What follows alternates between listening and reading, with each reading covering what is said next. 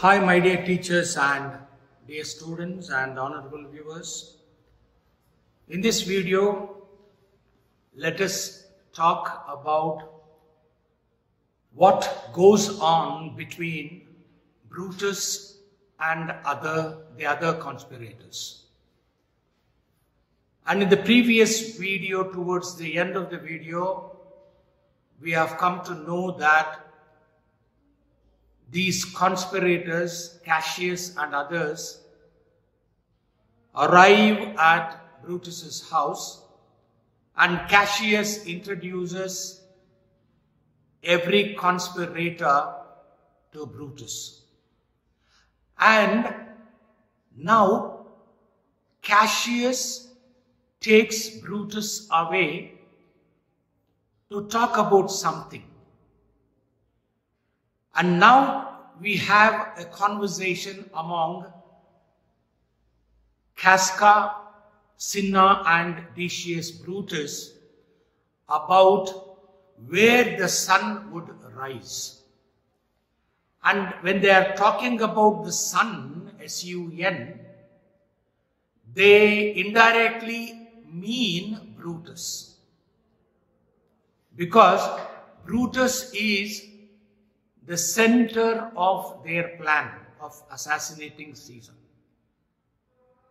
Hence, indirectly they talk about Brutus as being the sun, as being the leader of their conspiracy, on one hand. And on the other hand, we also come to know of the ancient belief about where the sun used to rise.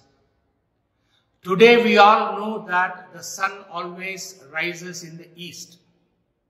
But during the days of Rome, they always believed that the sun rose in each direction or in each direction depending on the season. So this is because in the past, the Christian monks believed that the earth was the center of the solar system. The earth was the center. And when Mr. Galileo, this Italian astronomer Galileo, invented the telescope, and when he saw through the telescope and looked at the heavenly bodies through the telescope, he came to a conclusion that the sun was the center of the solar system. And the Christian monks were very angry with Galileo, and Galileo was put behind bars for going against the Bible.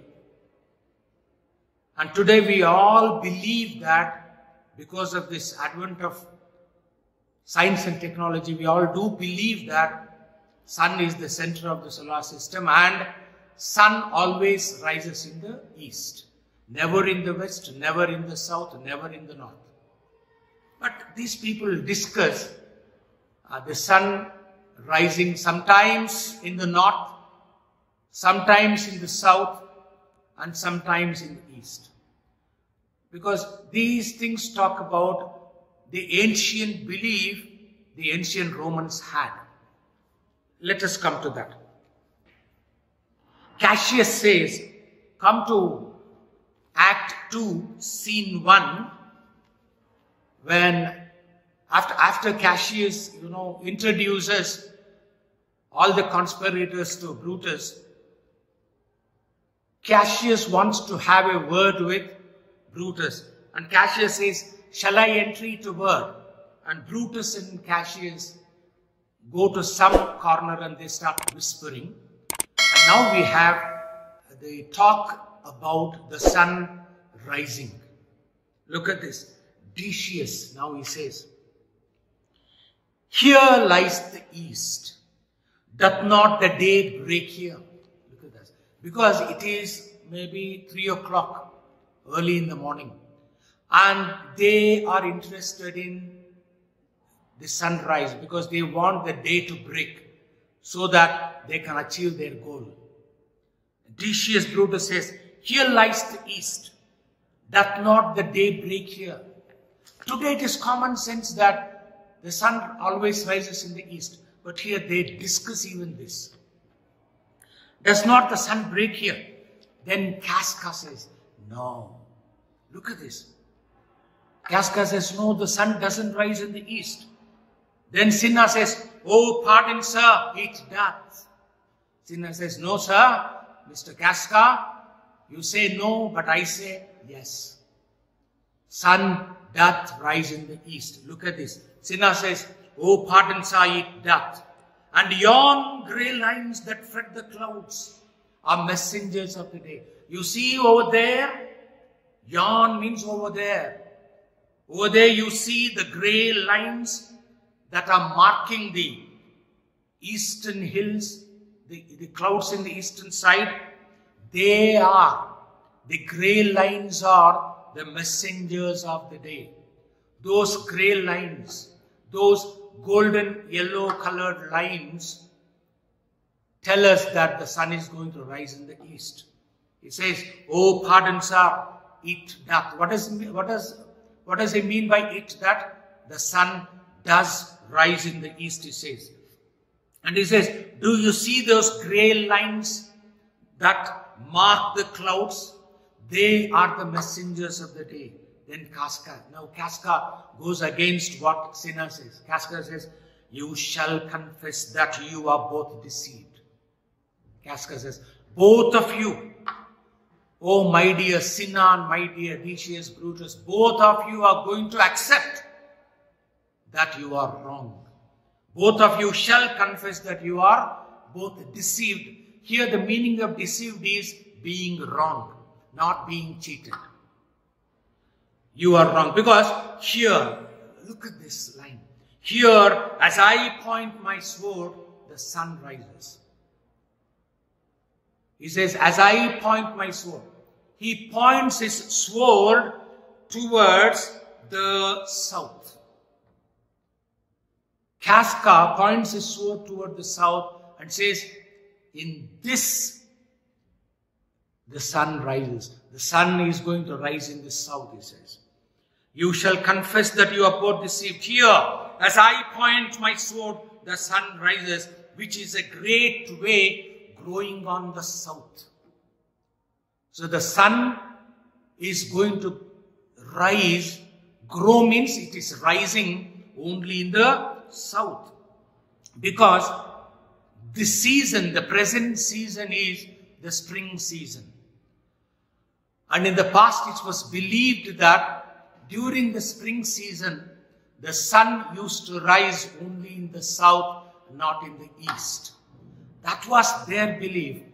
And let us just follow this. Let us just listen to what they discuss. He says, as I point my sword, the sun rises, which is a great way growing on the south, weighing the youthful season of the year. Considering the youthful season of the year. What is the youthful season? The spring season. Spring always symbolizes youth. And then he says, some 2 months later, after 2 months, up high toward the north, he first presents his fire. 2 months later, Casca says, 2 months later, the sun starts rising not in the south, but in the north, he says. Some 2 months hence, up higher toward the north, he means, who is he here? The sun presents his first fire. And after appearing in the north, 2 months later, then he appears in the south, in the east. Then in the high east, he stands, he rises, in which the capital is situated. The capital, Capitol, is one of the 7 hills in Rome where a temple is built in honor of their god Jupiter. And in that capital, all political activities used to take place. Even the Senate house is in the capital. and the capital is situated in the east.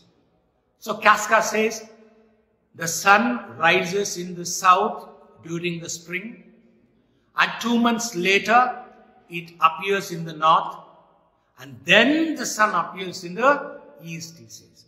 So he goes on changing, the places where the sun rises. But now we all know that the sun rises only in the east. So this is just a conversation which perhaps indirectly, throws more light on Brutus being the sun. Brutus being the center of attraction. Then Brutus comes. They finish off their talk, secret talk, Brutus and Cassius. Now Brutus comes and he wants to shake hands with everyone, every conspirator. Brutus now says, give me your hands all over one by one. Give me your hands all over one by one. He starts taking everybody's hand into his hand. Then Cassius is very practical, not like Brutus. Brutus lives in his own dream world. Brutus never is practical.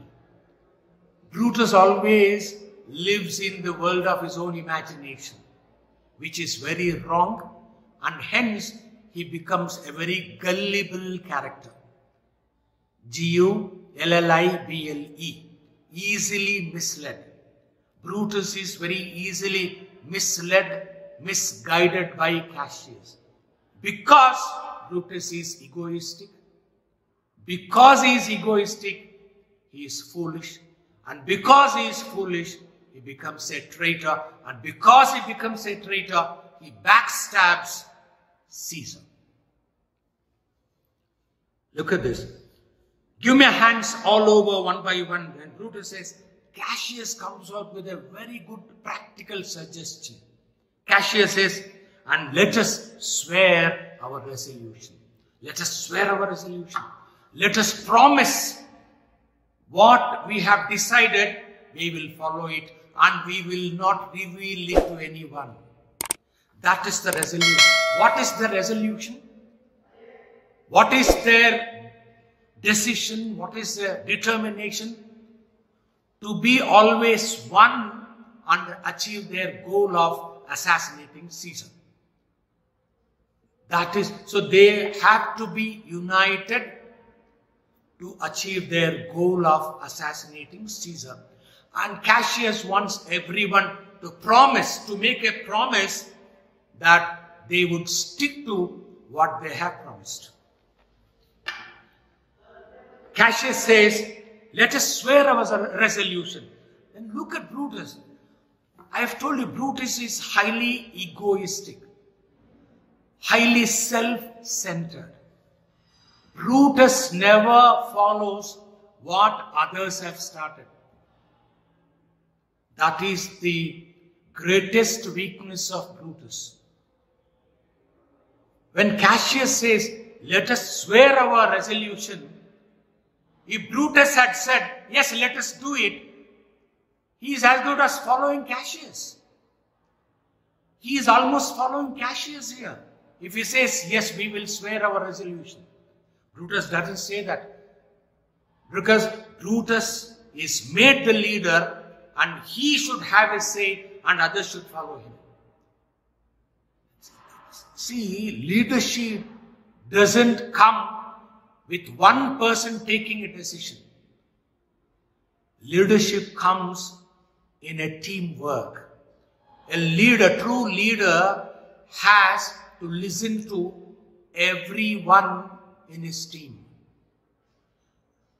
You know who is a great leader?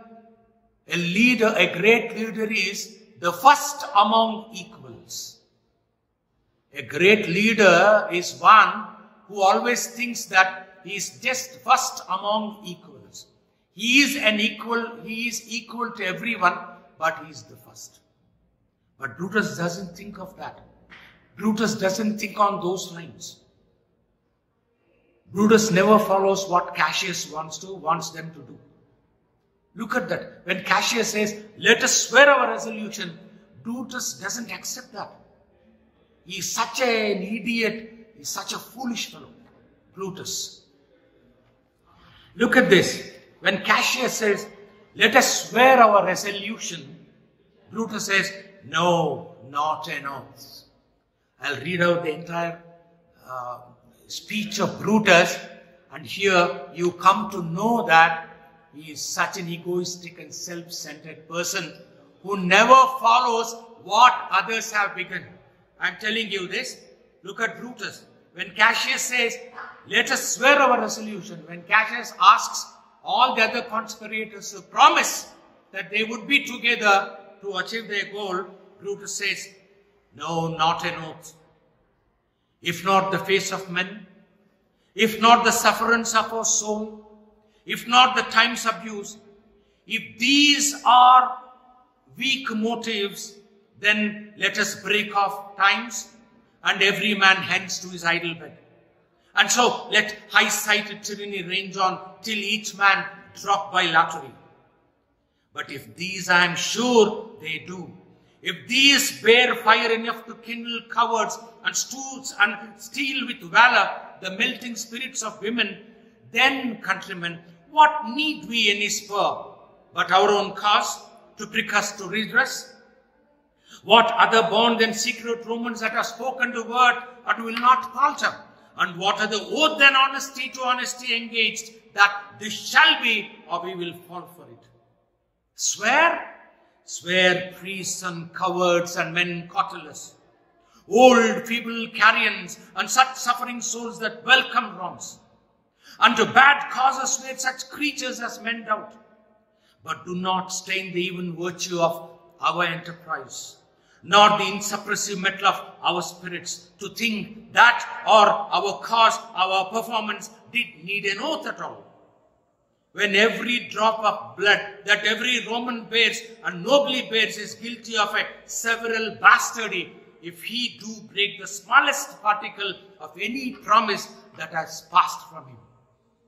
She becomes highly emotional, Brutus. Just here, he's responding to that one line spoken by that poor fellow Cassius. Cassius just says, let us promise about our determination.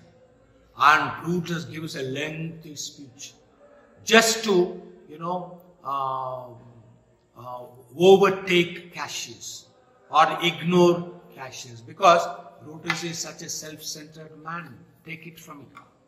Look at Brutus, he says, no, not an oath. Why should we take an oath? Why should we promise? Isn't it enough that our face is the index of the mind? Don't you see each and every one of our face has been expressing lots and lots of worries. If not the face of men, if not the sufferance of a soul, if not the times abused, if these motives are weak, these are the motives that are enough for us to bring us together. That's what he says here. Look at this. He says, not an oath. If not the face of men, the face of every man speaks that he is suffering a lot under Caesar. See, he's already imagining that Caesar has already become a king and already become a dictator, and he has already changed these people his slaves. He's an idiot. Look at this. He says, if not the face of men, if our face doesn't express our solidarity, our support, and if not the sufferance of our souls, everybody's soul is suffering under this bad, selfish man called Brutus, he says. He is unnecessarily holding Caesar responsible for whatever wrong is happening in the country. He says, if not the sufferings of the soul, and if not the time's abuse. The age, what is the time? The present age is being abused, is being misused by Caesar, he says. And Caesar is misusing our time. And if these are the weak motives, and if you think that these are not enough reasons to bring us together, and if only our promise would bring us together, then let us break here. Let us stop talking and let us go back to our houses and sleep there. Take rest. Let us go to our, because we have left our beds that are idle now without their owners. Let's go and sleep there. Let us break this, he says. Instead of taking a promise, let us come to a conclusion that the suffering souls of today is enough for all of us, to come united. And then he says, if these motives are weak, break off betimes. Let us break off here. Let us give up our plan of assassinating Caesar and let every man go to his idle bed. You have left your beds and come here to my house, and they are the idle beds. Get back and sleep there, if you want any promises. And let high-sighted tyranny range on. He is speaking as if Caesar has already become a tyrant. What is tyranny and who is a tyrant? A tyrant is a selfish king, a cruel emperor who exploits his people and treats his people as his slaves. Tyranny is that cruel rule of that tyrant. Tyrant in today's world, tyrant is called a dictator. Tyranny is the dictatorship. And hence he says, let us stop our plan here. Let us go and take rest, and let this high-sighted tyranny, let this bad Caesar keep exploiting people. Let high-sighted tyranny range on. Let the bad rule, selfish rule of Caesar go on till each man draw by lottery. And let him keep exploiting every man, and let him keep killing every man according to his whims and fancies. He says, let every man drop by lottery. Let every man die according to the wishes of Caesar. But, then he says, but if these motives are real motives, what are those motives he's speaking of? The face of men, the sufferings of their soul, and the time's abuse. If these are the real reasons, if these, and I am sure they do, and I know that they are the real reason, and if these three reasons have fire enough, if these three reasons have enough fire to bring us together, to kindle even the heart of a coward, to kindle even the heart of, to encourage even the heart of a woman, this is enough. Why do you need another oath? These three, don't you think these three reasons are enough to bring us together? The faces of men, the sufferings of the soul, and the time's abuse. How Caesar is misusing the age to his selfish ends. And he says, but if these, as I am sure they do, if these things carry fire enough to kindle cowards. Kindling cowards means making a coward into a brave man. These three reasons are enough to change a coward into a brave man and fight against Caesar for his freedom.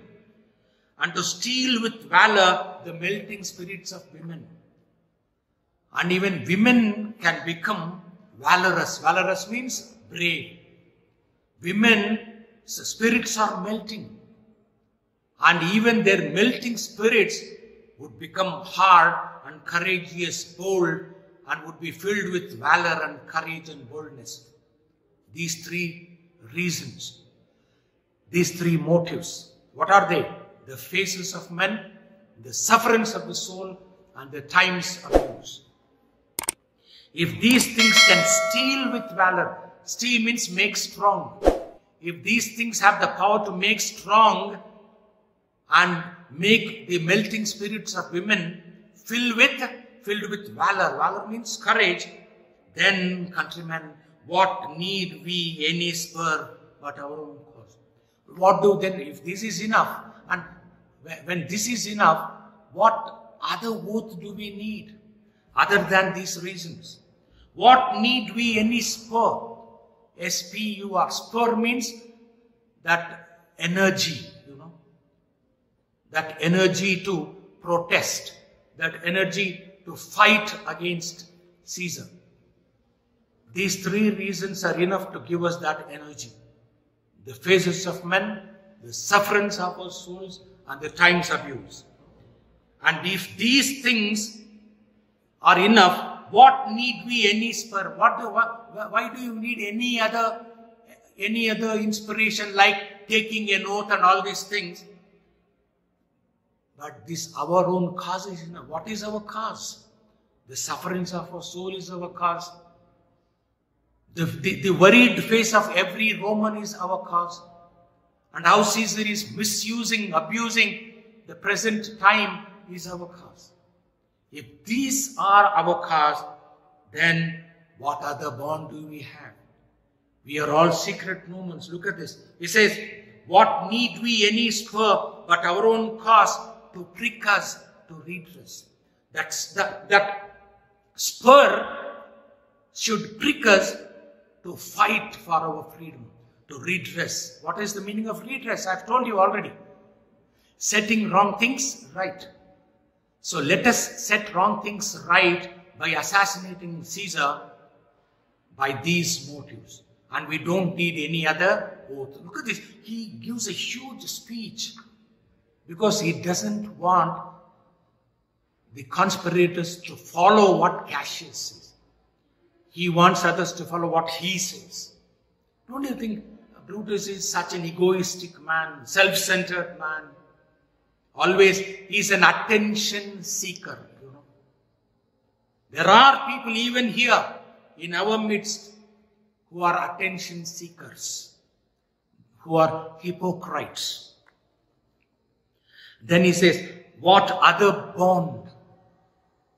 What other bond? Bond means that promise. What other bond than secret Romans that have spoken the word and will not falter? So you have given a Roman, a true Roman is one who gives his word and sticks to it. A true Roman, an honorable Roman, a noble Roman is one who gives his word and will not break it. That is what Brutus says here. And will not palter. What is the meaning of paltering? Breaking. So a true Roman is one who gives his word and follows it till his death. And then he says, what other oath than honesty to honesty engaged? You are an honest Roman, I am an honest Roman. We both are engaged.